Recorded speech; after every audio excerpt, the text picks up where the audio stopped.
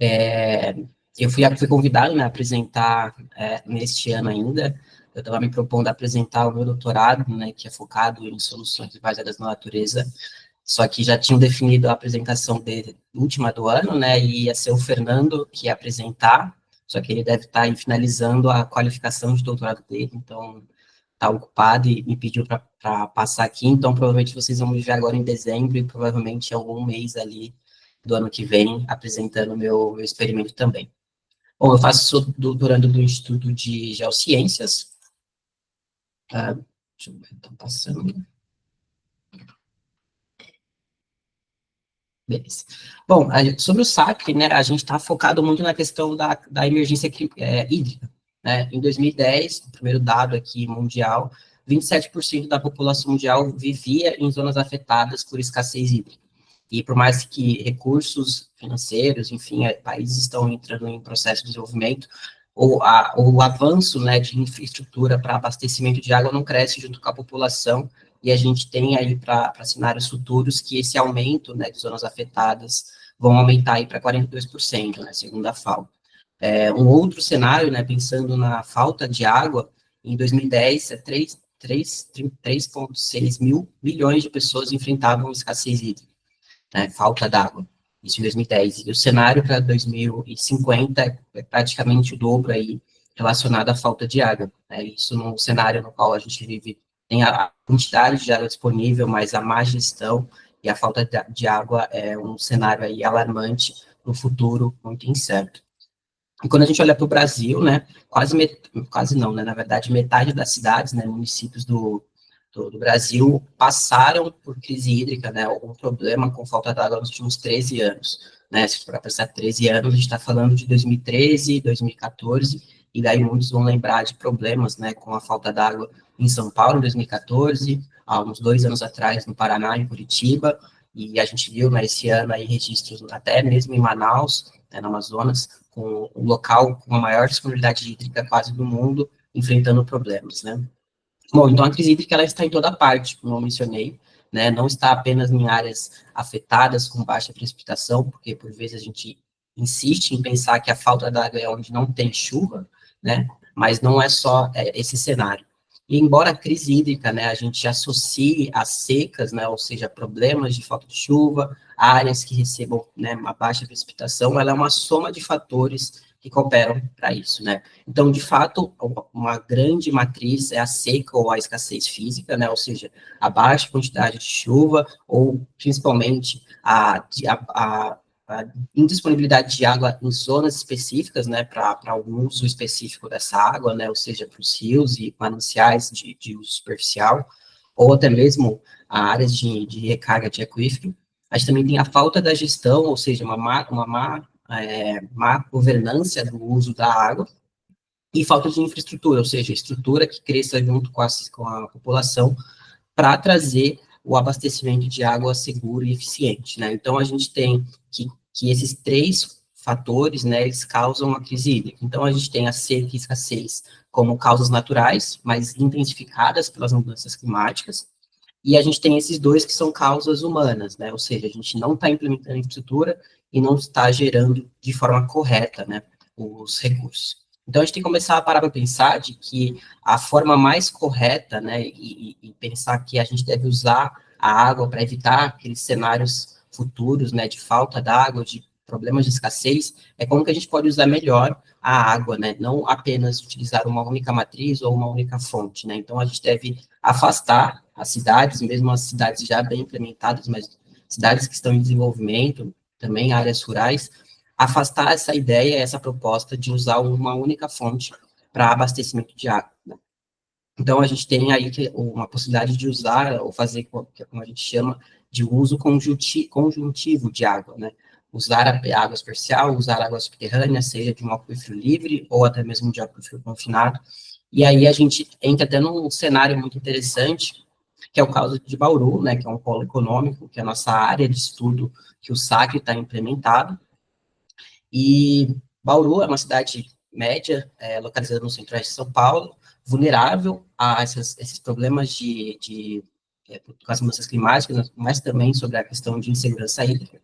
E Bauru, apesar dela ser uma cidade interior que dependa de água subterrânea, ela também tem um uso de água superficial. E por mais que a gente pense que as cidades mais bem planejadas vão utilizar água superficial, água subterrânea, e elas vão estar ausentes ou de problemas relacionados à água, a gente sabe aqui, tem experimentado e conhecido os problemas que a cidade enfrenta. Então, na cidade de Bauru, 25% da oferta de água para a cidade, ela vem do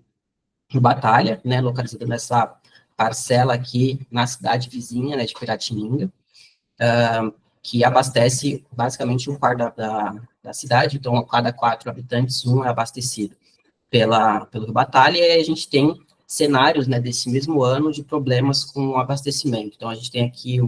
a zona de captação de água, né, aqui principalmente, aqui, né, a do Touro, uma grande área, né, para acúmulo de água, e cada vez mais a gente tem visto pessoas sofrendo aí com a questão de rodízio, a falta d'água, de que a lagoa não está sendo capaz de suportar a demanda de água utilizada pela cidade, mas também por problemas relacionados à entrada de água, né, de que a chuva não está sendo suficiente para suprimir e abastecer o Rio Batalha, né. Então, em 2014, aqui, 130 mil pessoas estavam em rodízio, isso, né, há 10 anos atrás, poderia representar quase metade da população de Bauru. A lagoa de captação está reduzindo cada vez mais os níveis, né, e isso representa um risco, né, em termos de insegurança hídrica para a cidade. Bom, considerando que 25% vem do Batalha, como água superficial, o restante vem de água subterrânea. Isso é muito comum, né, em cidades do interior, você utilizar água subterrânea, que apesar de ser uma estrutura muito cara, né, de perfuração, instalação de poços, principalmente poços profundos, é uma água de boa qualidade, né, o sistema Guarani, pelo menos na cidade de Bauru, basicamente é uma coleta, né, um bombeamento da água do Guarani, e é basicamente feito só uma cloração, né, para distribuição de água, né, não é necessário uma série de tratamento de água como é realizado pelo Rio Batalha. Então, mais da metade da cidade é abastecida pelo aquífero Guarani, e mesmo assim, ainda o Guarani, por ser um aquífero fóssil, um aquífero que tem uma data de validade, né, de estoque de água, as chuvas não conseguem repor a quantidade de água que a gente tira do Guarani, né, então, assim, uma brincadeira, é como se a gente estivesse tirando 10 e pelas chuvas ela está repondo 1. E além disso, né, o tempo que essa água leva para chegar das áreas de recarga para chegar no Guarani, né, são águas de mais de 100 mil anos. Então, a água que está entrando agora, nessas poucas chuvas desse ano, vão levar mais de 100 mil anos para chegar novamente em partes ali de usos como as cidades do interior de São Paulo. E aí, qualquer ideia, se está faltando água, se o nível da água está caindo, vamos instalar novos poços, vamos aprofundar mais, porque é a solução. E cada vez mais a gente tem um problema de afunilamento, né? Ou seja, o nível da água está abaixando, está caindo, por influência, né, de vários usos, de um bombeamento excessivo, uma dependência exclusiva de água subterrânea, principalmente do Guarani. Bom, como eu falei, 25 do Batalha, 65 do Guarani, ainda tem usos privados, né, para aqueles grandes comércios, algumas indústrias, né, até condomínios, que utilizam a água do aquífero Bauru, que é essa porção superficial, né, então aqui em cima a gente tem o aquífero Bauru, algumas residências, enfim, utilizam essa água para abastecimento, apesar dela não ser uma água de boa qualidade, porque ela enfrenta aí problemas de contaminação, né, relacionado a vazamentos de rede de esgoto, lançamento de esgoto em rios, e aqui a gente tem o Guarani logo abaixo, né, por isso que a gente não tem um acesso, não tem uma recarga fisicamente em Bauru, do aquífero Bauru, do aquífero Guarani, porque ele tem um hectare, né, que separa esses dois aquíferos. Bom, além dessa questão da cidade de Bauru ter 3 sistemas, basicamente, para abastecimento de água e parecer ser a melhor solução, eles enfrentam, né, problemas relacionados à qualidade e até mesmo insegurança hídrica. E aí entra outro problema da cidade de Bauru, que é a questão de esgotamento sanitário, né? A cidade trata apenas 3% do esgoto produzido, ou seja, 3% de quase 400 mil pessoas é muito esgoto lançado no Rio Bauru, que é o principal corpo receptor, e de acordo com o DAI, que é o Departamento de Água e Esgoto, né, que recebe que é a Companhia de Abastecimento de Água, tem registros aí no Rio Bauru de lançamento de uma taxa de 800 litros por segundo de efluente in natura, né? Bom, e a ideia do SACRE é pensar que a gente tem essa questão da insegurança hídrica em termos de quantidade, mas também na questão de qualidade dos recursos superficiais e subterrâneos. E à frente dele visa, né, reduzir essa vulnerabilidade das cidades, né, pensando que o SACRE não é só específico para Bauru, né, Bauru é o nosso case experimental, né, porque a gente está com uma cidade piloto, e a gente pode levar isso para outras cidades, que, né, para reduzir essas crises hídricas e que se intensificam, né, com as mudanças climáticas, né. Então, o SACRE é um dos maiores projetos aí, né, financeiros, mas de equipe, voltados para recursos hídricos no país. E o SACRE, ele tem 4 pilares, né, o desenvolvimento tecnológico, ou seja, o avanço na tecnologia, no conhecimento. Com isso, a gente gerar políticas públicas para que a gente não saia só com o título de doutor e que isso é apenas um documento da universidade, mas que isso pode ser base para políticas e algumas diretrizes, né? Formação de recursos humanos, das pessoas que compõem o SACRE, né? A gente tem uma equipe aí robusta de mestrandos, doutorandos e pós-doutorandos, e a comunicação social, né? Que é basicamente a gente, com o conhecimento que a gente está obtendo em Bauru, com todo esse grupo, levar essa informação para a comunidade externa. E aí o site ele tem 5 frentes principais, né, que a gente chama de work packets, de 1 a 5. O WP1, que é focado na contaminação por nitrogênio, então, como eu disse, a gente tem a poluição no Rio Bauru, a gente tem vazamento da rede de coleta de esgoto, né, que contribui para a contaminação do Rio Guarani. Então, o WP1 é focado nessa contaminação do nitrogênio, como que a vulnerabilidade, né, das mudanças climáticas pode intensificar. Então, a ideia é muito mais específica do WP1 entender essa contaminação. E o WP2, que é o meu WP, que eu vou dar uma pincelada hoje e no ano que vem eu apresento com mais detalhe, que é focado em soluções baseadas na natureza para incrementar a qualidade e quantidade de recursos hídricos. Então, o WP1 é entender o problema, o WP2 é uma solução baseada na natureza, o WP3 é uma solução, desculpa, mas focado mais numa engenharia, uma solução cinza, né, voltada ali para soluções de engenharia, né, então são sistemas in situ, usando instrumentos, materiais mais estruturantes. A gente tem o WP4, que é, ok, a gente tem o uso de água superficial e subterrâneo, como que a gente pode usar isso de forma conjuntiva, né, pensando nas múltiplas fontes de água, como é a forma da gente entender e compreender o ciclo hidrológico da cidade de Bauru e como que a gente pode usar isso da melhor forma possível para atender a cidade. O WP5, que era para ser o Fernando aqui apresentando, a ideia do WP5, como frente aí de doutorado, em pegar quase todos os WPs, os principais resultados, as principais informações, e montar ali um sistema de suporte de decisão, né, uma metodologia econômica, para dar base na gestão da hídrica da cidade de Bauru. Bom, como eu disse, o SACRE, além da questão de ser o maior projeto de recursos hídricos do país, a gente tem uma série de instituições aí ligadas ao projeto SACRE, né, como agências de fomento, como FAPESP, CNPq, diversas instituições de ensino, principalmente do estado de São Paulo, faltam poucas universidades do estado de São Paulo aí para compor o SACRE. A gente tem universidades estrangeiras, né, como a Universidade de Waterloo, no Canadá, a Universidade de Hiroshima, e aí diversos parceiros, né, como a CETESB, o DAE, o Serviço Geológico Brasileiro. Então, é um grupo muito robusto, que tem mais de 50 profissionais, mais de 30 estudantes, e basicamente é um recurso base do SACRE de 10 milhões, né, iniciando ali em 2020. Como eu disse, né, então, Bauru sofre esse problema de escassez hídrica, ou seja, com uma falta de água, mas não está integrada simplesmente à água subterrânea, né, porque a gente tem principalmente problema na água superficial. E existe um problema de desconexão, ou seja, as pessoas que dependem de água superficial do Batalha, elas não são atendidas quando faltam água pelo sistema subterrâneo, né? Então, a ideia, né, do problema relacionado à disponibilidade hídrica é entender de que Batalha sofre problemas de entupimento, ou seja, na cabeceira, no seu trecho intermediário, recebe muito sedimentos da agricultura, sofre processos de eutrofização, né, a bacia de captação ali do Batalha gera muito macroalga na zona de captação, e o próprio Batalha retira a captação retira quase 99% da água do rio, né? Então, isso influencia muito, né, na ciclagem, ou no ciclo hídrico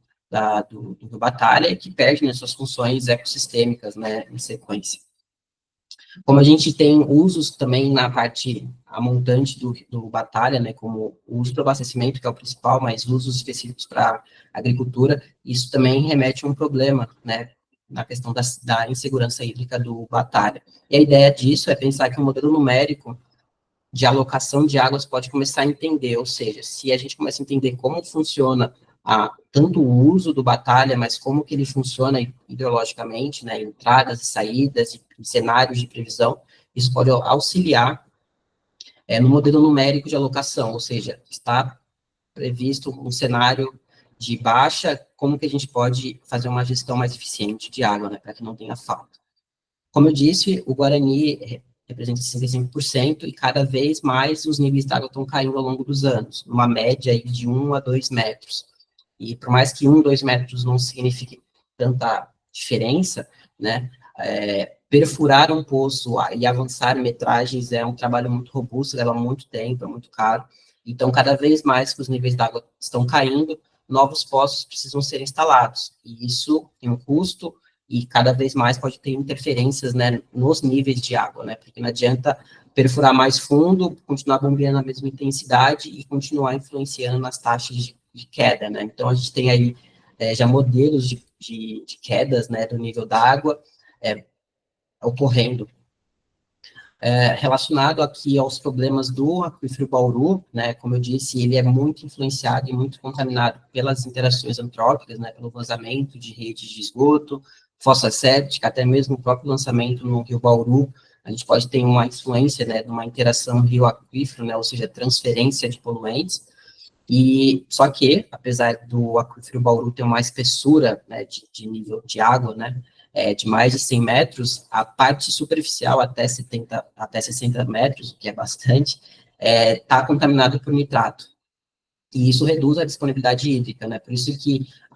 o abastecimento é feito pelo Guarani e não pelo Batalha, pelo Bauru. Né? Os principais usos do Bauru são os próprios usos privados, né? Mas cada vez mais a qualidade se deteriora, cada vez mais você reduz a possibilidade de uso e você põe em risco, né, aos usuários. E aí, como que a gente pode começar a pensar em soluções para tantos problemas que Bauru está enfrentando? Pensar no Batalha nesse cenário de melhorar o conhecimento das entradas e saídas para otimizar o uso de água, né? Então, pensar nesse modelo de alocação vai reduzir esses riscos de rodízio, de falta d'água, principalmente dessa parte da população de 1/4 que sofre com a falta d'água em determinados cenários. No Guarani, né, pensando que a gente não consegue fazer uma recarga, pensando que as áreas de recarga nem sempre está sobre a cidade de Bauru e por vezes estão em outras áreas, como que a gente pode evitar as quedas que estão acontecendo aí ao longo do tempo no aquífero Guarani. E é basicamente a gente parar para pensar aí, de vez em implementar novos poços na mesma área, mais profundo, a gente começar a afastar esses poços, porque cada vez mais poços concentrados, o impacto, né, na queda do nível d'água é muito maior e se intensifica muito mais rápido. Só que não adianta a gente simplesmente pensar, vamos instalar poços 10 quilômetros depois do limite municipal, né? Não é assim, uma definição numérica, uma definição chutada, né? A gente pode fazer um modelo, como a proposta aqui, Flow ou Modflow, enfim, qual que seja, para entender a situação do Guarani e onde a gente pode começar a pensar em instalar os poços fora da área urbana. Então, um modelo robusto vai ser eficiente para entender isso, para realocar poços em zonas que a gente vai ter uma espessura adequada para captar água, isso vai reduzir custos, né, de construção de poços, por vezes, nas zonas concentradas e a densidade de poços, que cada vez mais tem que perfurar mais profundidade, em maior profundidade. A gente tem até uma possibilidade de a gente fazer uma recarga muito específica aqui, né, isso aqui é uma ideia bem audaciosa do nosso professor Ricardo Irata, que é o coordenador temático, que é como se a gente construísse um poço que pudesse fazer a recarga do Bauru da parte inferior, né, da base, que não está tão contaminada quanto a parte superficial do aquífero, e da gente recarregar o aquífero Guarani, né, ou seja, mandar a água de um aquífero para outro. Isso aqui é muito audacioso e muito, tem muitas pessoas contra, né, o risco de você estar contaminando um aquífero que tem uma qualidade de água, né. Outra forma da gente aumentar a disponibilidade hídrica é a gente fazer uma recarga no aquífero Bauru, já que ele é um aquífero livre, que permite, né, a entrada de água, a gente pode ter sistemas, né, aqui é um dos WPs e doutorandos que trabalha com a gente no SAC, que seria uma barreira de superfície, né, ou seja, a gente fazer trincheiras que vão permitir a infiltração direta para o aquífero e evitar, né, escoamento de água. Então, a gente pode ampliar áreas verdes, aumentar estruturas que infiltram a água, né? Então, a gente pode não ter uma tecnologia específica viabilizando a infiltração, como a galeria de infiltração, o jardim de chuva, mas a gente pode ter até uma questão de gestão, ou seja, aumentar as áreas verdes de rios e outras áreas da cidade para melhorar a infiltração. A gente pode ter uma tecnologia que a gente chama de filtração em margem, ou como a gente também chama de riverbank filtration, que são poços próximos a rios que podem ter boa qualidade ou má qualidade. Nesse caso, a gente poderia instalar um poço muito próximo do Bauru, já que ele recebe uma quantidade de carga poluente, de nutrientes altíssima. A gente poderia pôr um poço que, durante o bombeamento, né, desse poço que a gente tem próximo ao rio, a gente faz um processo de alteração da carga hidráulica. E a água do rio, por a diferença hidráulica, ele começa a migrar para esse poço. Né? Então, quando a água passa pela essa matriz porosa, diversos processos vão acontecer nessa água. Né? A gente vai ter uma filtração, processos microbiológicos, né, como biodegradação vão acontecer, adsorção, reações redox, e aí a gente chega com uma água de melhor qualidade. A filtração em margem é uma tecnologia muito usada na Europa, porque ela pode usar para pré-tratar a água ou até um tratamento completo, né? E você até substitui uma própria estação de tratamento de água, dependendo da situação. E aí aqui tem um exemplo, né, de um dos poços que estão sendo construídos lá em Bauru, pela Mari, uma outra doutoranda aí do projeto. E aí entra aqui um pouco da minha ideia, que eu vou, aqui é apenas um slide para trazer aqui como que a gente está fazendo de soluções baseadas na natureza, e no próximo ano eu trago aí com mais detalhes aí todo o projeto, como a gente mencionou. E a ideia aqui da nossa SBN é a gente promover a adaptação de duas tecnologias, a anterior que eu mencionei, que é a filtração em margem, que é basicamente a gente ter uma estrutura perto de um rio, que pode ser, que a ideia é que ele possa ser poluído, mas ele também pode não ter tanta poluição. E aí, esse primeiro sistema, ele realizar um pré-tratamento de água, ou seja, ele vai reduzir ali sólidos, vai reduzir ali uma boa carga de poluentes, mas, por vezes, essa tecnologia ela nem sempre é tão eficiente, como no próprio nome diz, ela pode ser como um pré-tratamento. E o que a gente pode fazer com o remanescente? Então, a gente pensou em, se a gente pegar a água dessa filtração em margem, que ainda não atingiu uma boa qualidade, e a gente irrigar 3 áreas florestais que têm aí estruturas florestais distintas, estruturas de solos, né, em termos de composição pedológica distintas, até mesmo profundidades de perfil pedológico diferente, né, entre essa matriz aqui. E a ideia, né, foi pegar uma área verde lá de Bauru, na cidade, no centro da cidade, que é o Horto Florestal, e aí a gente, há 2 anos, já que terminamos, né, a parte de construção, implementamos, né, essa estrutura que está aqui, que é a nossa filtração em margem, é uma galeria mesmo que a gente construiu a 5 metros do rio, e a gente está bombeando essa água e a gente está irrigando 3 parcelas, né, uma área pequena de 100 metros quadrados cada parcelinha, e a ideia é a gente entender que processos vão estar acontecendo com essa água, que ainda tem ali remanescentes poluentes, quando ela está interagindo com plantas, com o solo, e como que essa água chega no aquífero. Então, a gente, além de estar irrigando, né, além da gente simplesmente estar lançando a água ali numa área verde, a gente está pensando em entender o que processos estão acontecendo. E, para isso, a gente montou uma estrutura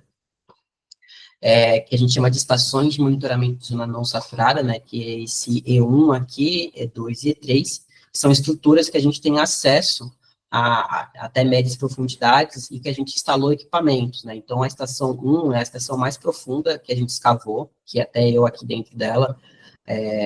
que a gente tem acesso a equipamentos que a gente instalou em profundidade, então a gente tem informações de como que a água está migrando no solo, ou seja, se ela está recarregando o aquífero, ou se as plantas estão utilizando a água do solo, e esse equipamento a gente chama de tensiômetro, né?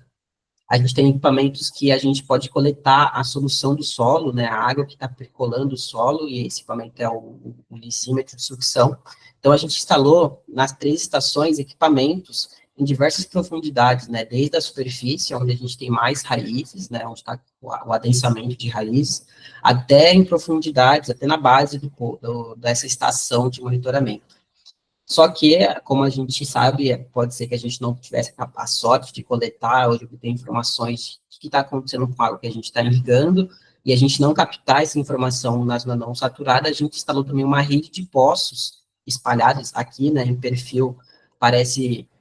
poucos poços, né, 1, 2, 3, 4, 5, 6, 7, 8, 9, parece 9 poços, mas em planta a gente tem uma rede de 18 poços espalhados na área, bem adensadas, para a gente entender o que está acontecendo, né? Então, se a gente não captar essa informação na zona não saturada, ou seja, no solo, como que essa água está chegando no aquífero? E a nossa ideia é que, com esse experimento, a gente tenha um aumento do nível da água, ou seja, que a gente esteja fazendo uma recarga no aquífero, e que essa água que está chegando no aquífero seja uma água de melhor qualidade. Porque a gente sabe que as plantas, elas vão, sim, utilizar os nutrientes que vão estar nessa água, né? Porque as plantas precisam de nitrogênio e fósforo. Para as plantas é recurso, mas para a água é um poluente. Metais, poluentes e outros compostos que estão no esgoto, como fruto aí das atividades humanas, as plantas vão poder realizar, né, como normalmente a gente chama de fitorremediação, né, então as plantas realizando um processo de fitorremediação. E aí a gente escolheu 3 áreas, porque a gente tinha essa vegetação distinta no horto, né, a gente tem uma vegetação perto do rio mais campestre, de menor porte, uma vegetação aqui meio que de transição, uma vegetação mais robusta aqui na nossa estação 1.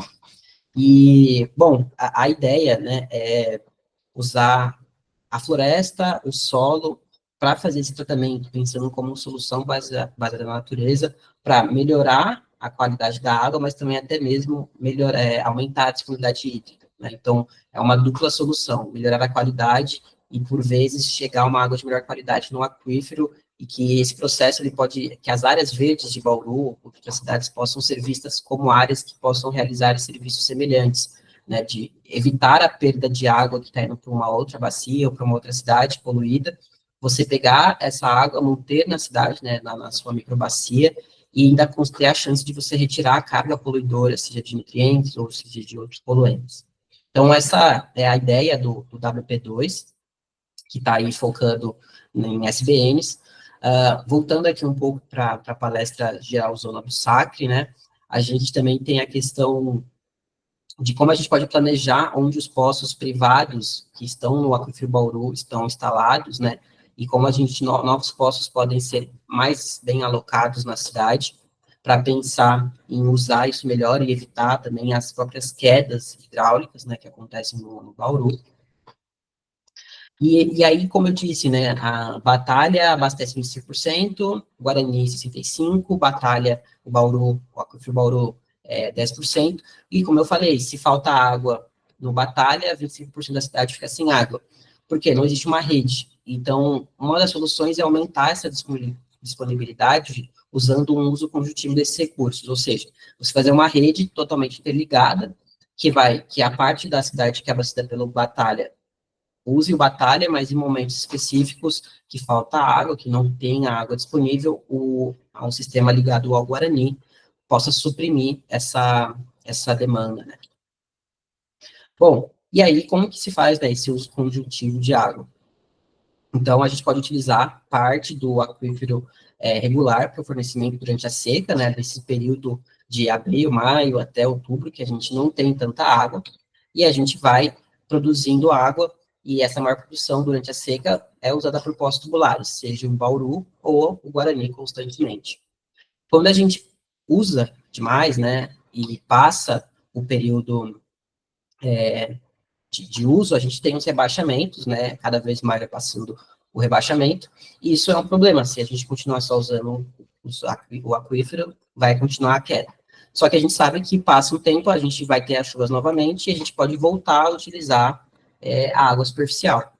e aí o remanescente disso pode suprimir a cidade, ou seja, você usar águas superficiais subterrâneas de acordo com a sazonalidade, de acordo com a sua infraestrutura, e você dá tempo para permitir a recuperação do aquífero, e, além disso, você pode até mesmo em cenários específicos, usando, né, soluções baseadas na natureza, fazer o processo de recarga manejada, com o excesso de água da chuva, você recarregar o aquífero novamente, né? Então, isso é como que a gente pode usar o sistema integrado, né? Então, criar um modelo integrado de gestão de recursos hídricos, né, que inclua esses recursos nesse cenário de Bauru e permita a alocação de água em diferentes usos, é um cenário complexo, mas possível. E isso dá base para o sistema de suporte à decisão, que é basicamente o Fernando, no fim do doutorado, ele vai conseguir entregar, né, para a cidade de Bauru. Aí tem outras formas da gente melhorar a disponibilidade, né, como modificar o uso da água rural, que normalmente é simplesmente por poços, incluir métodos de compensação financeira, ou seja, poços que estão mais afastados, que possam ser conectados à rede e disponibilizar água para alguns bairros ou distritos, né, a fim de reduzir esse excesso de uso por zonas da cidade. Como a gente está avançando nisso, né, também implementar políticas abrangentes para o uso consciente de água, reduzir a demanda de água, né, como os cenários estão prevendo mais pessoas, mais problemas de escassez, pensar em reduzir demanda é um cenário muito complexo, mas é possível, né, pensando numa boa gestão, uma boa política pública, incluindo incentivos financeiros, né, como o exemplo do slide passado, um proprietário, ou um distrito, ou um condomínio que tem um poço, que tem uma demanda de água de boa qualidade, ele pode conectar a sua rede e mandar água para um outro distrito ou um outro bairro. Isso pode ser um incentivo financeiro por meio de política pública para melhorar, né, a questão da segurança hídrica. Bom, então, para encerrar aqui, né, das principais considerações, a gente sabe que as alterações climáticas, elas obrigam a gente a pensar um novo cenário, não normal, não convencional, principalmente pensando que a gente tem um pouco da ideia do que está por vir em termos de problemas, e a adaptação não deve apenas olhar para trás, pensando como que foi as coisas no passado e que elas vão ser iguais no futuro, né? Mas a gente tem que considerar previsões robustas, suficientes para a gente planejar o futuro, e que essas previsões sejam bem baseadas e que a gente comece a pensar em soluções adequadas, né? Então, a gente deve introduzir as águas subterrâneas nas soluções, né? O nosso professor Ricardo, ele menciona que a água subterrânea é como se fosse o aquífero, né? Uma poupança de água, e por vezes ela é muito esquecida, porque se usa muito água superficial, quando falta água superficial, a galera corre para a água subterrânea. Então, a gente tem que pensar nela como uma solução, mas muito bem pensada e adaptada, porque a gente sabe dos riscos que são de escassez de água subterrânea, de quedas, e que elas podem se intensificar pelas mudanças climáticas, né? Com isso, né, melhorar a resiliência das cidades, seja cidades densamente urbanizadas, mas também cidades do campo, e cidades resilientes serão aquelas que as soluções de engenharia, como soluções de infraestrutura grande, para abastecimento de água, de rede, de distribuição, de tratamento, ela seja vinculada a sistemas baseados na natureza, né, a soluções baseadas na natureza. Então, é deixar o olhar da solução cinza, começar a incluir soluções aí azul e verde, nessa gestão, nessa infraestrutura, e incluir a participação da sociedade, né, porque não é só o gestor, o prefeito, os pesquisadores vão pensar, vão implementar. Eu acho que a participação, a colaboração, o entendimento também da sociedade nessa definição é muito importante, e essa mudança na mentalidade das partes interessadas, né, de que o proprietário só está pensando em ter água, mas o seu interesse pode afetar o outro, então pensar que todos estão no mesmo barco, todos estão no mesmo cenário juntos, e tem que ser pensado com boa empatia aí sobre isso. Muito obrigado, eu sou o Vinícius, e aqui está o e-mail do Sacre, para quem tiver dúvida. A gente também tem um site, né, que é esse em vermelho, que tem mais informações do Sacre, mais informações de cada WP, aí tem alguns principais resultados que a gente tem alcançado, e, bom, aguarda aí agora um pouco da discussão, de perguntas, e imagino que a gente vai se ver